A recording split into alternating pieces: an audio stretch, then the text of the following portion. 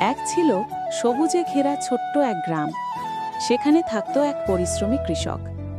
ভোর হতেই সে তার মুরগির ঘরে যেত আর দেখত মুরগিগুলো সারাদিন খুশিতে কোকিয়ে প্রচুর ডিম দিচ্ছে। কৃষকের উঠোনে ছিল আরও একদল কবুতর। সব কবুতরই ডিম পাড়ত, শুধু একটিকে ছাড়া।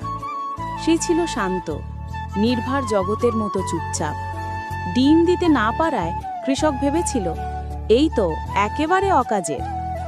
রাগে সে সেই কবুতরটিকে ঘর থেকে বের করে দিল। দুঃখে ভেঙে পড়ল ছোট্ট কবুতরটি। একলা আকাশে উড়তে উড়তে সে চলে গেল মুরগিদের ঘরে। সেখানে বসে চোখের জল ফেলতে ফেলতে তার সব কষ্টের কথা বলল। মুরগিগুলো চুপচাপ শুনল। একটি বয়স্ক মায়াবতী মুরগি এগিয়ে এসে বলল, কবুতর ভাই, কেউ যদি তোমার মূল্য না বোঝে তার মানে তুমি মূল্যহীন নও। এসো, এখন থেকে আমাদের সাথেই থাকো। এভাবে